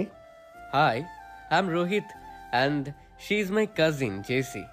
রোহিত কথাটা শেষ করতেই জেসি ওকে ফিস ফিস করে বলে, আরে কাকি কি বলছো? ড্রাইভার কি তোমার কথার মানে বুঝতে পারবে? বাংলায় বলো। জেসি কথাটা বলে হাসতে থাকে। কথাটাও ফিস ফিস করে বলেও আয়ান কথাটা শুনে ফেলে। ও বলে, আমি ইংরেজি জানি, বুঝতেও পারি আর বলতেও পারি, but as a Bangali I love to talk in Bangla. না না, আমি তো এটা তো নদীর ফ্ল্যাট, ওকে ডেকে দাও। আয়ানের আসতে দেরি হচ্ছে দেখে নদী খাওয়া রেখে উঠে আসে। আয়ান কে এসেছে? কথাটা বলে দরজার সামনে এসে রোহিত আর জেসিকে দেখে নদী ভূত দেখার মতো চমকে যায়। ও রোহিতকে আয়নের ব্যাপারে কি বলবে বুঝতে পারে না। রোহিত আগে থেকে সবটা জেনেও না জানার ভান করতে থাকে। ও নদীকে দেখে ওর কাছে এসে জড়িয়ে ধরে। তারপর বলে, সারপ্রাইজ জান। তুমি এখানে? কেন, তুমি খুশি হওনি? হয়েছি তো, কিন্তু এইভাবে না বলে হুট করে চলে আসলে যে, তাই কনফিউশনে পড়ে গেছি। হুট করে না এলে যদি জানিয়ে আসতাম তাহলে সেটা কি আর সারপ্রাইজ থাকতো? না, তাও ঠিক। তোমাকে সারপ্রাইজ দেবো বলেই চলে আসলাম। বাই দ্য ওয়ে, ওকে? কথাটা রোহিত আয়নের দিকে আঙুল তুলে বলে। নদী এই ভয়টাই পাচ্ছিল, কি বলবে সেটা বুঝে উঠতে পারছিল না।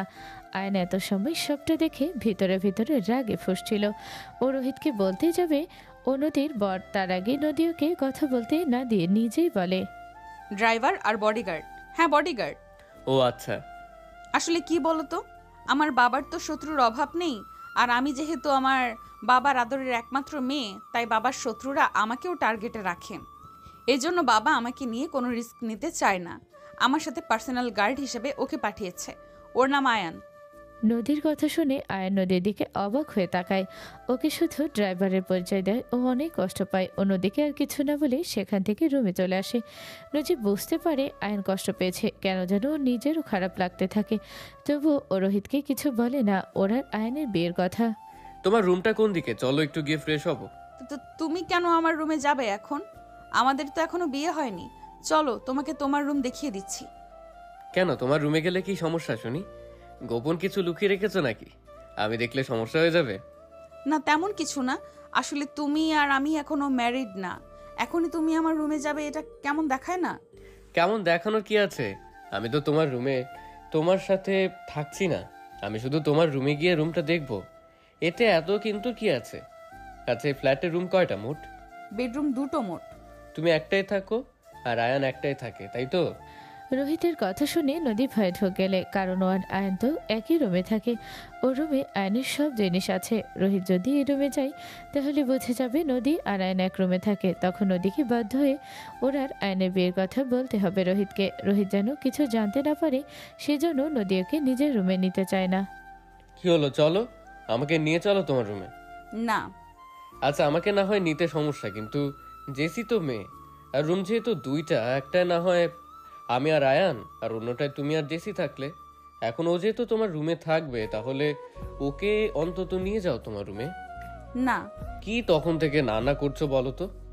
আচ্ছা, সত্যি করে বলো তো, তোমার রুমে কি সমস্যা হয়েছে? তুমি আমাদের নিতে চাইছো না কেন? কোনো সমস্যা নেই। তাহলে নিতে চাইছো না কেন? আপনারা আমার সাথে আসুন, আমি দেখিয়ে দিচ্ছি ওনার রুমটা। আয়নের কথা শুনে নদী ভয় পেতে থাকে। আয়ন রোহিত আর জেসিকে নদীর রুমে নিয়ে যায়। নদী ভয় ভয়ে নিজের রুমে গিয়ে দেখে আয়ন রুমটা সুন্দর করে ফুল দিয়ে গুছিয়ে ফেলেছে আর একটা কেক এনে রেখেছে, যেখানে লেখা ওয়েলকাম মাই লাভ। আয়ান নিজের সব জিনিস অন্য রুমে সরিয়ে ফেলেছে। এসব দেখে নদী আয়নের দিকে অবাক হয়ে তাকায়। আয়নকে চোখের ইশারায় চুপ থাকতে বলে। What a surprise! এসব কি নদী? আসলে কি বলতো, তুমি তো আমাকে সারপ্রাইজ দেওয়ার জন্য বিদেশ থেকে চলে আসলে। আমি তো জানতাম না তুমি আসবে, তাই কোনো কিছু অ্যারেঞ্জ করতে পারিনি। তুমি যখন এলে তখন আমি গিয়ে প্রথমে দরজার ফাঁকা থেকে দেখেছি, তাই আয়নকে বলছিলাম এগুলো অ্যারেঞ্জ করে ঘরটা সাজাতে। এই জন্য তোমাদের এই রুমে আসতে দিতে চাচ্ছিলাম না। নদী রোহিত মেলে কেকটা কাটে। জেসি হাত তালি দেয়, মুখে হাসি থাকলেও ভিতরে ভিতরে ওর আগে ফুসতে থাকে। আয়নেরও প্রচুর রাগ হতে থাকে। ও ওখান থেকে উঠে চলে যায়। রোহিত আয়নের রুমে গিয়ে গোসলে ঢোকে। জেসিও নদীর রুমের ওয়াশরুমে গোসল করতে যায়। সেই সুযোগে নদী আয়নকে ডেকে নিয়ে আসে ড্রয়িং রুমে আর বলে, থ্যাঙ্কস আয়ান, আর সরি তখন তোমাকে ওদের সামনে। ড্রাইভার বলেছেন তাই তো? আমি তো একজন ড্রাইভারই। ড্রাইভারকে ড্রাইভার বলবে না তো আর কী বা বলবেন? আপনি তো এই বিয়েটাকে মানেন না, তাই না? সেজন্য আপনার বয়ফ্রেন্ডের সামনে বিয়ের কথাটা অস্বীকার করলেন। ও আপনার বয়ফ্রেন্ড, ঠিক বললাম তো? হ্যাঁ। খুব ভালোবাসেন ওকে, তাই না? হুম। আমিও বাসি। কি? কিছু না, ওনাকে ভালোবাসেন, সেই জন্যই আমাকে বিয়ে করতে চাইছিলেন না, তাই না? হুম। তো আপনি এই কথা বাবাকে কেন বলেননি? কারণ রোহিত এখন বিয়ে করতে চায় না। ওর পরিবারকে এখনো বিয়ের কথা জানাতে পারবে না। এই সব কিছুর মাঝখানে আমার দোষটা কোথায় বলুন তো? আপনি অন্য কাউকে ভালোবাসেন, আবার সেও আপনাকে ভালোবাসে। মাঝখান থেকে আমার সাথে আপনার বিয়েটা হলো। এখন হয়তো কিছুদিন পরে আপনি তার কাছে ব্যাক চলে যাবেন। আপনারা দুজনে বিয়ে করবেন, সুখে সংসার করবেন। তাহলে আমি মাঝখানে কেন এলাম?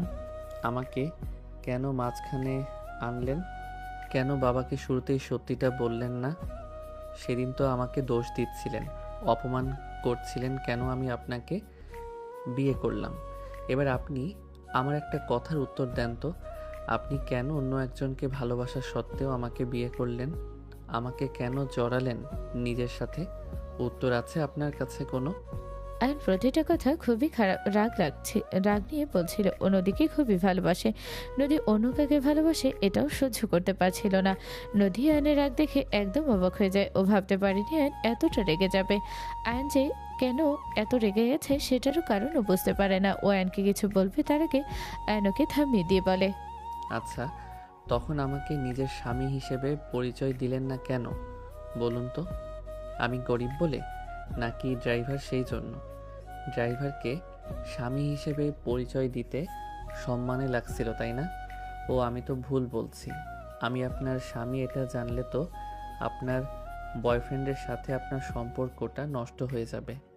ভালোই গেম খেলছেন আপনি আমার সাথে, ওই ছেলেটার সাথে। আমাকে বিয়ে না করে বাবাকে যদি নিজের পছন্দের কথা জানাতেন তাহলে আজকে এই দিনটা দেখতে হতো না। বাবা আপনার পরিস্থিতি বুঝতো, উনি অপেক্ষা করতো যতদিন রোহিত সময় চাইতো। যাই হোক, আপনি এখন এখান থেকে চলে যান। আপনার বয়ফ্রেন্ডের গোসল প্রায় শেষ। ড্রাইভারের সাথে আপনাকে এত কথা বলতে দেখলে সে না আবার সন্দেহ করে বসে। কথাটা বলে আয়ন বাড়ি থেকে বেরিয়ে যায়। আয়ন যে অনেক কষ্ট পেয়েছে সেটা নদী বুঝতে পারে। নদীর নিজেরও অনেক কষ্ট লাগে আয়নের জন্য। ওর মনের ভেতরে কেমন একটা তোলপাড় হতে থাকে। ওর অজান্তেই ওর চোখ থেকে পানি পড়তে থাকে। ও চোখের পানি মুছতে থাকে। তখনই রোহিতকে পিছন থেকে ডাক দেয় আর বলে, এই কি তুমি কান্না করছো কেন? কই কান্না করছি না তো। তাহলে চোখে পানি কেন? আসলে চোখে কি যেন পড়েছিল তাই চোখ থেকে পানি পড়ছিল। রোহিত জানে নদী মিথ্যে কথা বলছে। ও এত সময় আয়ন ও নদীর সব কথা আড়ালে লুকিয়ে শুনেছে। ও নদীর ক্লোজ হওয়ার জন্য নদীর হাতটা নিজের দুই হাতের ভিতরে নেয়। নদী এক ঝটকায় নিজের হাতটা ছাড়িয়ে নেয়। কেন যেন রোহিতের ছোঁয়া ওর ভালো লাগে না। ও মনে মনে বলে, ওর ছোঁয়া আমার খারাপ লাগছে কেন?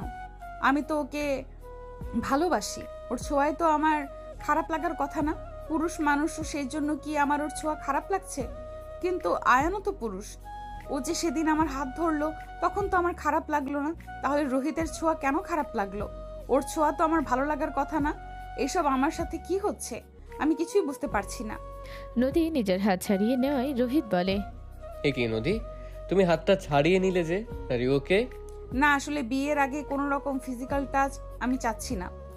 হাত ধরায় সমস্যা কিসে? রোহিত প্লিজ।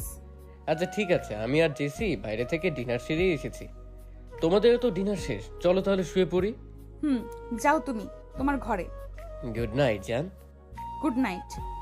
নদীর মনটা হুট করে কেমন যেন খারাপ হয়ে যায়। নদীর মনের ভেতরে দোলা চলে হাঁসফাঁস করতে থাকে। নদী একটু রিলিফের জন্য ছাদে যায়। সেই ফাঁকে জেসি রোহিতের রুমে যায়। গিয়ে রোহিতের একটা হাত নিজের দুই হাতের ভিতরে নেয়।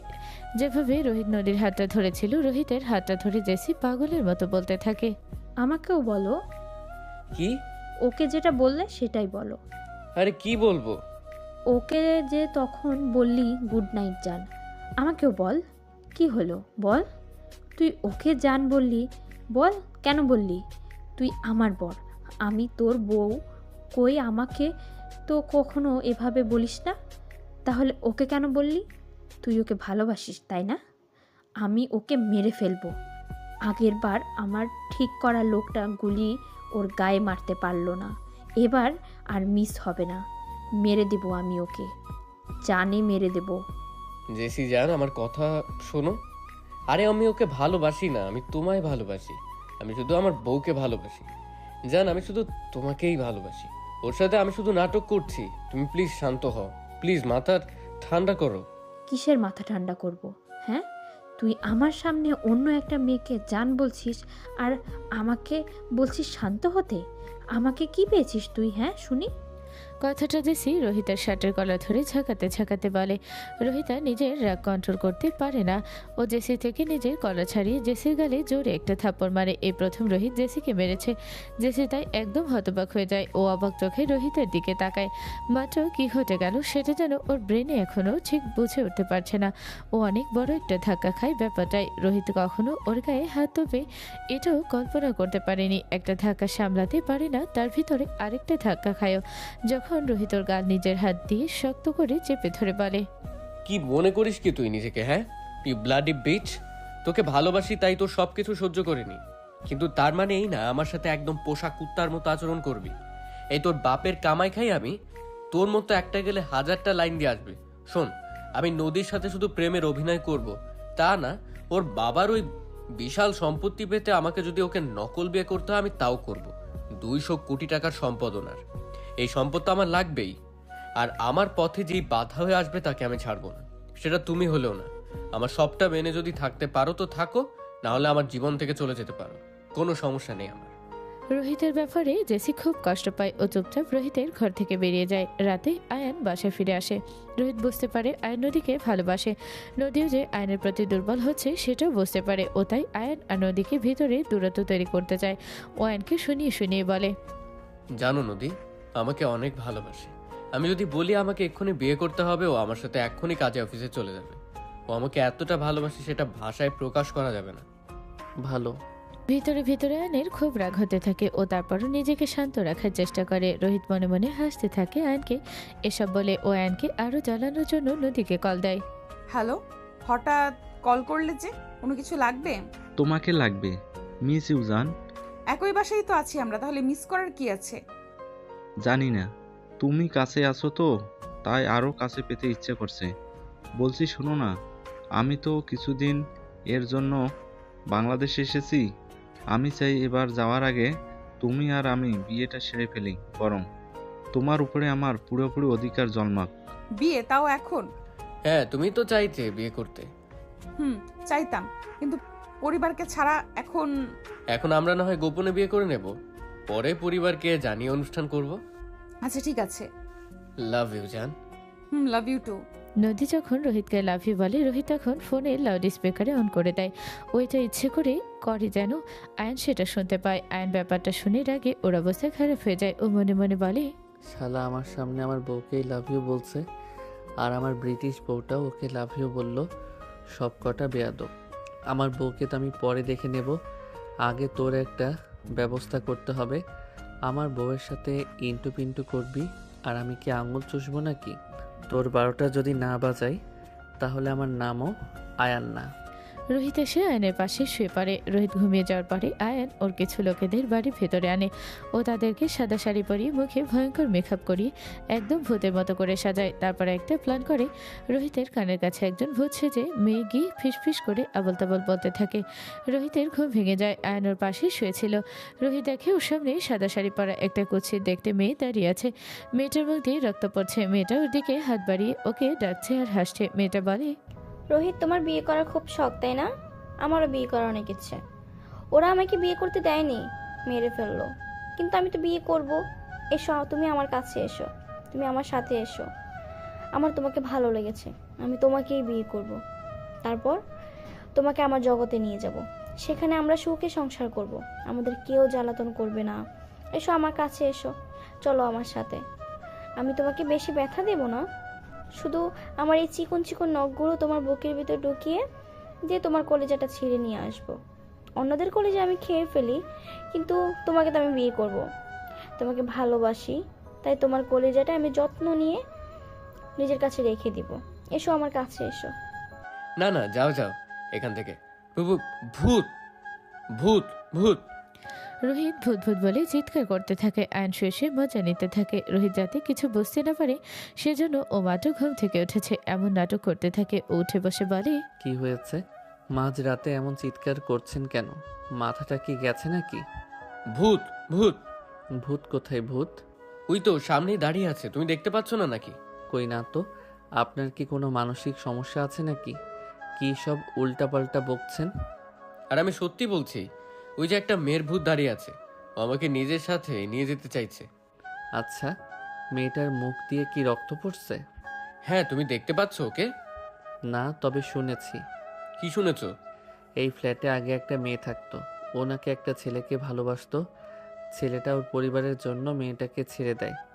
সেই কষ্ট মেয়েটা সহ্য করতে পারে না, তারপর বিষ খেয়ে মেয়েটা মারা যায়। ওর স্বপ্ন ছিল বিয়ে করে সংসার করা। মৃত্যুর আগে তো সেই স্বপ্ন পূরণ হয়নি, তাই ওর আত্মা মুক্তি পায়নি। এই ফ্ল্যাটেই ঘুরে বেড়ায়। যদি কোনো ছেলেকে ওর ভালো লেগে যায় তাহলে সেই ছেলের পিছনে পড়ে যায় মেয়েটা। ওই ছেলেকে নিজের সাথেই নিয়ে যেতে চায়। একমাত্র ওই ছেলেই ওর আত্মাকে দেখতে পায়। এর আগেও তো এই ফ্ল্যাটে থাকা একটা ছেলেকে নিয়ে গেল। কিভাবে নিয়েছে? তা তো জানি না, তবে ছেলেটার লাশ পাওয়া গেছিল। ওর বুকে বড় বড় নখের আঁচড় ছিল। বুক চিরে কলিজাটাকেও নিয়ে গেছিল।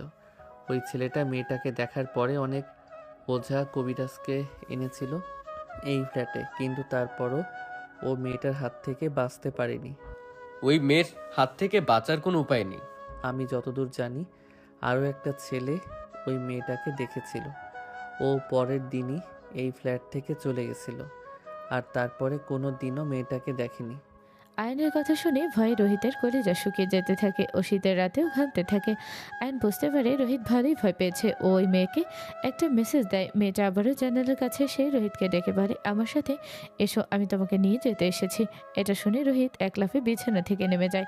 মেয়েটা আয়নের ইশারায় সেখান থেকে চলে যায়। রোহিতের অবস্থা দেখে আয়ন মনে মনে হাসতে থাকে। ওর এমন না হেসে থাকতে পারে না। হাসার জন্য ও বাথরুমে যেতে চায়। তখনই রোহিত ওকে আটকায় আর বলে, এই তুমি কোথায় যাচ্ছ? বাথরুমে। না, তুমি যেও না প্লিজ। আমায় যেতেই হবে, ইটস আর্জেন্ট। তাহলে আমিও তোমার সাথে যাব। আপনার মাথা ঠিক আছে? কি বলছেন এসব? আমি ঠিকই বলছি, আমি তোমার সাথে যাব। সরি, আমি আপনাকে নিতে পারবো না। আরে বোঝার চেষ্টা করো, আমার অনেক ভয় লাগছে। তো আমি তার জন্য নিজের সম্মানের ইয়াক্কা বুলবুল তো করতে পারি না, তাই না? আপনি প্রয়োজন পড়লে ওয়াশরুমের বাইরে দাঁড়ান। আয়নের কথা মতো রোহিত বাথরুমের দরজার সামনে দাঁড়িয়ে থাকে। ও বারবার ভয়ে এদিকে ওদিকে তাকাতে থাকে। আয়ন বাথরুমে গিয়ে হাসতে থাকে আর মনে মনে বলে, কি রে শালা, এখন কেমন লাগছে? অন্যের বউ নিয়ে টানাটানি করিস, এবার তোর জান নিয়ে টানাটানি শুরু হলো। শালা ভয়ে আবার আমার সাথে বাথরুমে চলে আসতে চায়। তোমার হলো? তাড়াতাড়ি বাইরে আসো প্লিজ। আরে ভাই, সময় তো দেবেন নাকি? তোমাকে সময় দিতে গিয়ে যদি এদিকে ওই মেয়ে এসে আমার কলিজা নিয়ে যায়, তুমি প্লিজ একটু তাড়াতাড়ি কাজ সারো। আমি কাল সকালেই চলে যাব, তোমাকে আর ডিস্টার্ব করবো না। রোহিতের কথা শুনে আয়ন মনে মনে বলে, যাক, আপদ নিজেই বিদায় হতে চাচ্ছে। থাক, এবার বের হই, না হলে দেখা গেল এই ভয়ে হার্ট অ্যাটাক করে বসলো। আয়ন বেরিয়ে আসে। পরের দিন সকালে রোহিত জেসিকে নিয়ে চলে যায়। কাছে একটা হোটেলে ওঠেও। নদী জিজ্ঞেস করলে বলে, বিয়ের আগে এখানে একে ফ্ল্যাটে থাকা ভালো দেখা যায় না, তাই ও চলে যায়। নদী ওর কথা মেনে নেয়। আয়ন রোহিত আর জেসিকে ওদের হোটেলে পৌঁছে দেয়। ফ্ল্যাটে ফেরার সময় আয়ন দেখে ওর কানের ভিতরে জেসির পার্স থেকে গেছে। ও সেটা দেওয়ার জন্য আবারও হোটেলে যায়। সেখানে গিয়ে রিসেপশনে বলে, একটু আগে রোহিত খান নামে একজন আপনাদের হোটেলে উঠেছেন, সাথে একটা মেয়েও ছিল। উনি কত নম্বর রুমে আছে বলতে পারবেন? ওনার একটা জিনিস আমার কাছে থেকে গেছে, ওটা দেওয়ার আছে। 1 মিনিট স্যার, দেখে বলছি। হ্যাঁ, রোহিত খান, উনি তো ওনার ওয়াইফ জেসি খানকে নিয়ে উঠেছে। ওনারা 366 নম্বর রুমে আছেন। বউ? হ্যাঁ স্যার, ওনারা তো তেমনটাই বললেন। আপনার হয়তো কোথাও ভুল হচ্ছে, আপনি ভালো করে দেখুন, ওরা আলাদা রুম বুক করেছে। নো স্যার, ওনারা একটাই রুম বুক করেছে, কাপল রুম। আয়ন আর রোহিতের রুমে যায় না। জেসির পার্স ফেরত দিতে ও রাস্তায় যেতে যেতে ভাবে, রোহিত বিবাহিত, জেসি ওর কাজিন না বউ। ও তাহলে নদীকে মিথ্যা কেন বলল? জেসিও তো নিজেকে রোহিতের কাজিন হিসেবে পরিচয় দিল। তার মানে ওরা ইচ্ছা করে নদীকে ঠকাচ্ছে। কিন্তু এর পিছনের কারণ কি? কি এমন কারণ থাকতে পারে যার জন্য ওরা হাজব্যান্ড ওয়াইফ হওয়া সত্ত্বেও এমন নাটক করছে নদীর সাথে? আমাকে সবটা জানতে হবে। আয়ান এসব কিছু ভাবছিল। তখনই ওর ফোনে গ্রাম থেকে কল আসে। নদীর বাবা কল করে জানায় ওনার শরীরের অবস্থা খুবই খারাপ, উনি হয়তো আর বাঁচবেন না। শেষবারের মতো উনি মেয়েকে দেখতে চান। কথাটা শুনে আয়ন একদম স্তব্ধ হয়ে যায়। ও ফ্ল্যাটে ফিরে নদীকে বলে বাবা ওদের আর্জেন্ট গ্রামে যেতে বলেছে। নদীকে এখনইও বাবার অসুস্থতার কথা জানায় না। গ্রামে ফিরে বাবার রুমে গিয়ে নদী দেখে বাবা বিছানায় শুয়ে আছে।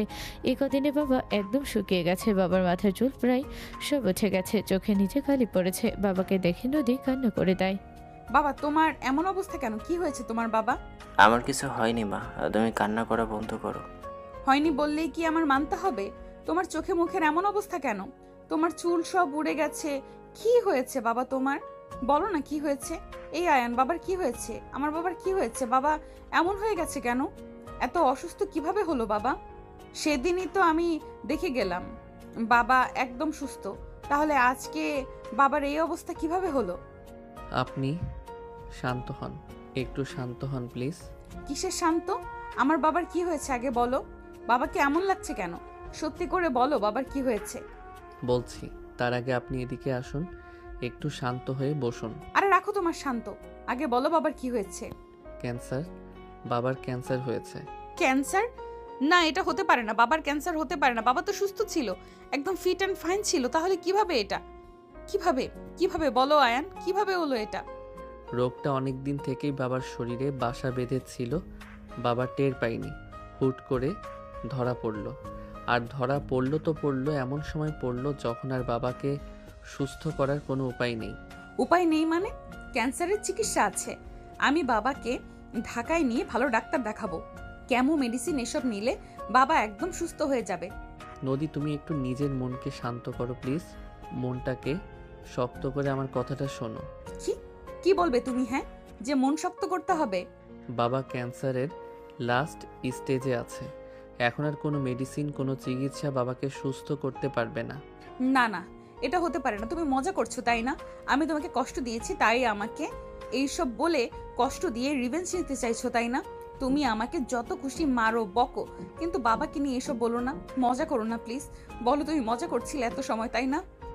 না, আমি আপনার থেকে রিভেঞ্জ নিতে চাই না, আমি মজা করছি না, আমি যা বলছি সত্যি বলছি। নদী ওর বাবার সামনে গিয়ে কান্না করতে করতে বলে, বাবা ও এসব কি বলছে? আয়ান এসব কি বলছে বাবা? তুমি নাকি আমাকে ছেড়ে চলে যাবে? কোথায় যাবে তুমি বাবা? আমি তোমাকে কোথাও যেতে দেব না। তুমি চলে গেলে আমার কি হবে বাবা? বলো আমার কি হবে? মা তো সেই ছোটবেলায় আমাকে ছেড়ে চলে গেল, এখন তুমিও আমাকে একা করে দিয়ে চলে যেতে চাইছো। আমি কি নিয়ে বাঁচবো বলো তো? নদী অঝরে কান্না করতে থাকে, বাবা ওর সাথে কান্না করতে থাকে। আয়নের চোখে পানি চলে আসে। ও নদীর সাথে ওর বাবাকেও প্রচুর ভালোবাসে। বাবার এই অসুস্থতা ও নিজেও মানতে পারে না। নদী আর আয়নার শহরে ফিরে যায় না, ওই দিন ওরা গ্রামেই থাকে। পরের দিন ভোরে নদীর বাবা একজন কাজের লোককে দিয়ে নদীকে ডেকে পাঠায়। বাবা তুমি আমায় ডাকছিলে? কোনো সমস্যা হয়েছে বাবা? তোমার কি শরীর খারাপ লাগছে? কোথায় কষ্ট হচ্ছে তোমার বলো? আমি ঠিক আছি, তোমাকে কিছু কথা বলার আছে। তুমি নিজের মনকে শক্ত করে আমার কথাগুলো শোনো। আমার মনে হচ্ছে আমার সময় শেষ হয়ে আসছে, আর হয়তো কিছু সময়। তোমাকে কয়েকটা কথা বলি। তোমার থেকে আমার একটা জিনিস চাওয়ার আছে, বলো তুমি সেটা দিবে? হ্যাঁ দেবো। আমাকে ছুঁয়ে কথা দাও, আমি যা বলবো সেটা তুমি শুনবে। নদী কান্না করতে করতে ওর বাবার একটা হাত ধরে বলে, কথা দিচ্ছি, তুমি যা বলবে শুনবো। আমি তোমার জন্য আয়নকে নির্বাচন করেছি। আমি জানি তোমার এটা নিয়ে আমার উপরে অভিমান জমেছে। হয়তো ভাবছো আমি কেন ওর সাথে তোমার বিয়ে দিলাম, কিন্তু মা, আমি তো তোমার বাবা।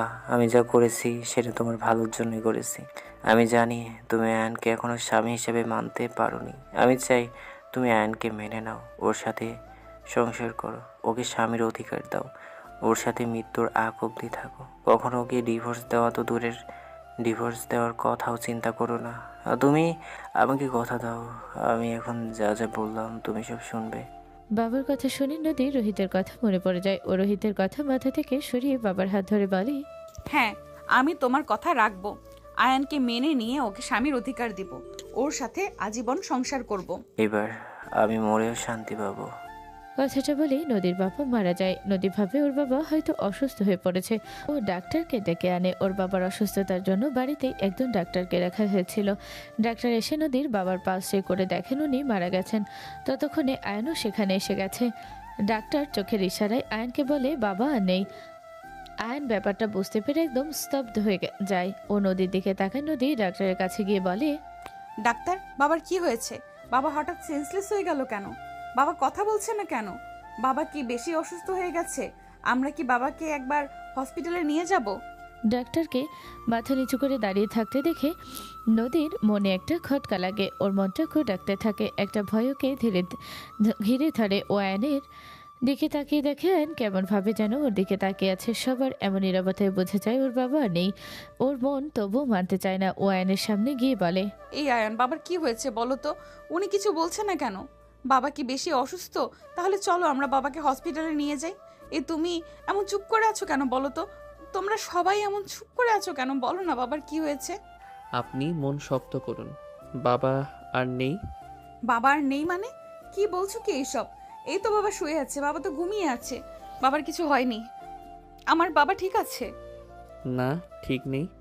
বাবা চলে গেছেন, আমাদের সবাইকে ছেড়ে চলে গেছেন না ফেরার দেশে। উনি আর ফিরে আসবেন না।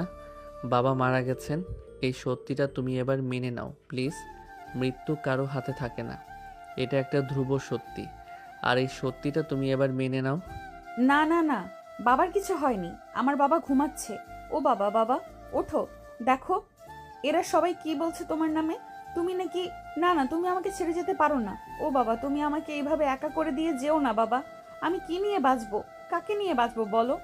নদী ওর বাবাকে জড়িয়ে ধরে কান্না করতে থাকে। আয়ন এসে ওকে বাবার থেকে ছাড়িয়ে নেয়। নদী আয়নকে জড়িয়ে ধরে কান্না করতে থাকে আর বলতে থাকে, বাবা আয়ানকে কথা বলতে বলো না, বাবাকে বলো না, আমার অনেক কষ্ট হচ্ছে। আমার তো আর কোনো আপন বলতে কেউ নেই, আমি কি নিয়ে বাঁচবো আয়ান। বাবাকে বলো কথা বলতে, কথা বলো না বাবা প্লিজ। নদী আয়নকে জড়িয়ে ধরে কান্না করে আর এসব কথা বলতে থাকে। আয়নও কান্না করতে থাকে। ও নদীকে নিজের বুকের সাথে শক্ত করে চেপে ধরে ওর মাথায় হাত বুলিয়ে দিতে থাকে। দুপুরে জুম্মার পরে বাবার জানাজা হয়। নদী একেবারে ভেঙে পড়ে। ওর কাছে ওর বাবা ওর পুরো দুনিয়া ছিল। সেই বাবাকে হারিয়ে ও নাওয়া খাওয়া ভুলে যায় একদম। রাতে নদীকে রোহিত কল করে। নদী, তুমি ঢাকায় ফিরবে কবে? 2-1 দিন পরে, এদিকে একটু মিলাদ দিয়ে নেই, তারপর এবার ফেরার পরে তোমার সাথে জরুরি কথা আছে। কি কথা? সেটা ফিরেই বলবো, এখন না, আমার ভালো লাগছে না, রাখছি। রোহিতের সাথে কথা বলা শেষ করে নদী বিছানায় বসে থাকে। তখন আয়ন খাবার নিয়ে রুমে আসে। খাবারটা খেয়ে নিন, কালকে রাতের পর থেকে আপনি এখনো কিছু খাননি। আমার গলা দিয়ে খাবার নামবে না আয়ান। এভাবে না খেয়ে থাকলে আপনি তো অসুস্থ হয়ে পড়বেন। দেখুন, বাবা যেখানেই আছে আপনাকে কিন্তু দেখছে।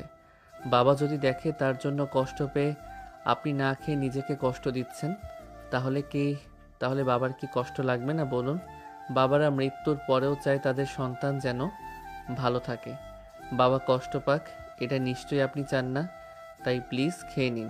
তুমি খেয়েছো? না। আমি এতটা খাবো না, এক কাজ করো, এখান থেকে আমাকে খাইয়ে দাও, আর তুমিও খাও। আমি খাইয়ে দেব? হ্যাঁ খাইয়ে দাও, আমার খেতেই ইচ্ছে হচ্ছে না। তুমি যদি পারো তো খাইয়ে দাও, না হলে এই খাবার নিয়ে যাও। না না, দিচ্ছি খাইয়ে। আয়ন নদীকে খাইয়ে দেয়, সাথে নিজেও খায়। আজকে ও মনে মনে অনেক খুশি হয় নদী নিচ থেকে ওর হাতে খেতে যাওয়ায়। শোনো, হ্যাঁ বলুন। এখন থেকে আমাকে আপনি করে বলতে হবে না, তুমি করে বলবে। আচ্ছা। রোহিত আর জেসি একটা শপিং মলে যায় কিছু শপিং করার জন্য। সেখানে রোহিত সেদিনের সেই ভূত মেয়েটিকে দেখে শপিং করতে। মেয়েটাকে শপিং মলে দেখেও বোঝা যায় মেয়েটা কোনো ভূত না, আয়নের সাথে নাটক করেছে, ওকে বোকা বানিয়েছে। ও অনেক রেগে যায় আয়নের উপরে। আয়ান, আজকে বিকেলে একটু নদীর পাড়ে যাব। আগে আমি ছুটিতে গ্রামে আসলে বাবা আর আমি নদীর পাড়ে হাঁটতে যেতাম। আচ্ছা ঠিক আছে। বিকালে নদী আর আয়ন নদীর পাড়ে হাঁটতে যায়। ওরা সাথে আর কাউকে নিয়ে যায় না। আয়ন নদীকে এক জায়গায় দাঁড় করিয়ে একটু দূরে যায় নদীর জন্য একটা আইসক্রিম কিনতে। আইসক্রিম কিনে ফেরার সময় দেখে নদীর পিছনে একটা লোক একটা চাকু নিয়ে নদীর দিকে এগিয়ে আসছে। নদী অন্যদিকে ফিরে থাকায় ও সেটা খেয়াল করে না। আয়ন আইসক্রিম ফেলে দিয়ে তাড়াতাড়ি দৌড়ে আসে। ও এসে নদীকে ঘুরিয়ে দেয়। ছুরিটা এসে ওর পিছে লাগে। আকস্মিক ঘটনায় নদী হতবাক হয়ে যায়। পিঠে ছুরি লাগা সত্ত্বেও আয়ন পিছনে ঘুরে সেই লোককে একটা লাথি মারে। এই নদীর পাড়ে অনেক মানুষ আসা যাওয়া করে। এই ঘটনায় সেখানে লোক জড়ো হতে থাকে। এটা দেখে ছুরি মারা লোকটা তাড়াতাড়ি পালিয়ে যায়। আয়নের পেট থেকে প্রচুর রক্ত বের হতে থাকে। ও অজ্ঞান হয়ে যায়। নদী প্রচুর ভয় পেয়ে যায়। ও মানুষের হেল্প নিয়ে আয়নকে হসপিটালে নিয়ে যায়। নদী আয়নের জন্য কান্না করতে থাকে। এতদিন না বুঝেও আজকেও বুঝতে পারে ও আয়নকে কতটা ভালোবাসে। আয়নকে হারানোর ভয়কে কাবু করে ফেলে। হাসপাতালে নেওয়ার পরে ডাক্তার আয়নকে ওটি রুমে নিয়ে যায়। অতিরিক্ত ব্লাড লসের জন্য আয়নের অবস্থা খুব খারাপ হতে থাকে। ডাক্তার নদীকে আল্লাহকে ডাকতে বলে শুধু। ওটিতে আয়নকে নেওয়ার পরে নদী যায় হসপিটালের ফর্মালিটি পূরণ করতে। কাজ হয়নি মানে? তোমাকে আমি তাহলে এতগুলো টাকা কেন দিলাম? সরি ম্যাডাম, আসলে ওই মেয়েটার সাথে যে ছেলেটা ছিল সে সামনে চলে এসেছে। ছুরিটা ছেলেটার পিঠেই লেগেছে, লোক জ্বরে হচ্ছিল, তাই আমি পালিয়ে এসেছি। আয়ান, ওর গায়ে ছুরি লেগেছে? যাক, তাও ভালো হয়েছে নদীকেও বারবার বাঁচাই। ও মরে গেলে তখন নদীকে মারাটা আমার জন্য আরও সহজ হয়ে যাবে। আচ্ছা শোনো, তুমি এখন ঢাকা দাও, এমনভাবে নিরুদ্দেশ হয়ে যাও যেন কেউ তোমার টিকিটিও খুঁজে না পায়। আচ্ছা ম্যাডাম। নদী হসপিটালে ফর্মালিটি পূরণ করতে গিয়ে দেখে ও টাকা আনতে ভুলে গেছে। তাই ও কাছের একটা ব্যাংকে যায়। সেখানে গিয়ে টাকা তুলে আনতে ওর প্রায় 1.5 ঘন্টা সময় লেগে যায়। ও হসপিটালে এসে বিল জমা দিয়ে ওটির সামনে গেলে দেখে একটা স্ট্রেচারে করে একজনকে বের করা হয়েছে। তার পুরো শরীর সাদা কাপড় দিয়ে ঢাকা। একজন নার্সকে ও জিজ্ঞেস করে লোকটা কি হয়েছে। নার্স ওকে বলে ওটা একটা লাশ, অপারেশন করে তাকে বাঁচানো যায়নি। নদী একদম থমকে যায়। ওর চোখ থেকে অনবরত পানি পড়তে থাকে। ওভাবে ওটা আয়নের লাশ। ও আস্তে আস্তে লাশটার দিকে এগিয়ে যায়। যত এগোতে থাকে ওর বুকের ভেতর কেমন কেমন করতে থাকে। কাঁপা কাঁপা হাতে ও লাশটার উপর থেকে সাদা কাপড় সরায়। সরানোর সময় ও চোখ বন্ধ করে থাকে। চোখ খুলেও দেখে লাশটা আয়নের না, অন্য কারো। যে ডাক্তার আয়নের ট্রিটমেন্ট করছিল তার থেকেও জানতে পারে আয়নকে কেবিনে দেওয়া হয়েছে। ও কেবিনে গিয়ে দেখে আয়ন জানালার কাছে দাঁড়িয়ে আছে। ও গিয়ে পিছন থেকে আয়নকে শক্ত করে জড়িয়ে ধরে। আয়ন একদম অবাক হয়ে যায়। ও পিছনে ফিরে দেখে নদী অনেক কান্না করছে। আয়ন সামনে ফিরতে নদী ওকে সামনে থেকে জড়িয়ে ধরে, তারপর অঝরে কান্না করতে থাকে। আয়ন বুঝতে পারে না নদীর কান্নার কারণ। কি হয়েছে নদী, তুমি কান্না করছো কেন? তুমি ঠিক আছো? ওই লাশটা দেখে আমি ভেবেছিলাম তুমি তুমি কান্নার জন্য নদী কথা বলতে পারে না। আয়ন নদীকে সামনে এনে ওর চোখের পানি মুছে দিয়ে ওর 2 গালে হাত দিয়ে নিজের 2 হাতের ভিতরে নিয়ে বলে, নদী, নদী শান্ত হও, আমার কথাটা শোনো একবার। দেখো আমি ঠিক আছি, একদম ঠিক আছি, আমার কিছু হয়নি তো। আমি খুব ভয় পেয়ে গেছিলাম। আমি তোমাকে হারাতে চাই না। তোমাকে ছাড়া আমি থাকতে পারবো না। কেন পারবেন না? কারণ আমি তোমাকে ভালোবাসি আয়ান। আমি তোমাকে ভালোবেসে ফেলেছি। এতদিন বুঝতে না পারলেও আজকে যখন তোমার গুলি লেগেছে তখন বুঝতে পেরেছি আমি তোমাকে ভালোবাসি। যখন ওটি থেকে ওই লাশটা বের করলো আর আমার মনে হচ্ছিল ওটা তুমি, তখন না আমার বুকের ভেতরটা খা খা করছিল। এক মুহূর্তের জন্য মনে হচ্ছিল আমি তোমাকে হারিয়ে ফেলেছি।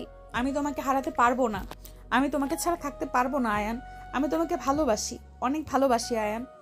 নদীর কথা শুনে আয়ন নিজের কানকে বিশ্বাস করতে পারে না। ও কল্পনা করতে পারেনি নদী ওকে ভালোবাসে। ও ভীষণ খুশি হয়। খুশিতে কোনো হুঁশ থাকে না। আয়ন নদীকে শক্ত করে জড়িয়ে ধরে, তারপর নদীকে সামনে নিয়ে নদীর ঠোঁটে কিস করতে থাকে। নদী আয়নকে কিস করে। আয়ন কিছু সময় পরে নদীকে ছেড়ে দিয়ে ওর কানে কানে বলে, এটা হসপিটাল যান, একটু ওয়েট করো, রাতে বাড়িতে গিয়ে তোমাকে মন ভরে আদর করব। আয়নের কথা শুনে নদীর লজ্জা পেয়ে যায়। ও মাথা নিচু করে হাসতে থাকে। আয়ন নদীর ছুটনি ধরে উঁচু করে বলে, এখনই এত লজ্জা পেও না, রাতের জন্য কিছু বাঁচিয়ে রাখো। দূর, তুমি যে কি বলো না। নদী লজ্জা পেয়ে কেবিন থেকে বের হয়ে যায়।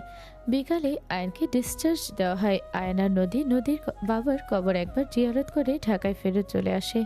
ওদের আস্তে আস্তে রাত হয়ে যায়। নদীর ফ্ল্যাটে ঢুকে ওরা দেখে পুরো ফ্ল্যাট ফুল আর কালারফুল মোমবাতি দিয়ে সাজানো। নদী একদম অবাক হয়ে যায় এসব দেখে। ওদের রুমে ঢুকে দেখে খাটের উপরে একটা কেকে লেখা, সেটাই লেখা রয়েছে ওয়েলকাম ইন মাই হার্ট। কেকটার পাশে একটা শপিং ব্যাগ রাখা, সেটাতে একটা মেরুন রঙের শাড়ি রাখা। নদী শাড়িটা আর কেক দেখে আয়নের দিকে হেসে তাকায়। আয়ন শাড়ির ব্যাগটা নদীর হাতে দিয়ে ওকে পরে আসতে বলে। নদী গিয়ে শাড়ি পরে আসে। আয়ন আর নদী মিলে কেকটা কাটে। নদীকে কেক খাওয়ানোর সময় আয়ন ওর গালে আর ঠোঁটে কেকের ক্রিম লাগিয়ে দেয়। তারপর রোম্যান্টিকভাবে নদীর গালে কিস করে ওর গালে ক্রিম খেয়ে নেয়। তারপর নদীকে কোলে তুলে নিয়ে খাটে নিয়ে শোয়। আয়নের হাত নদীর পুরো শরীরে বিচরণ করতে থাকে। আয়ন নদীর সারা শরীরে পাগলের মতো কিস করতে থাকে। নদীকে আদরে আদরে ভরিয়ে তোলে আয়ন। দুজনে একটা ভালোবাসাময় রাত পার করে। পরের দিন সকালে রোহিত আসে নদীর সাথে দেখা করতে। তোমাকে আমার কিছু বলার আছে। কি বলবে বলো।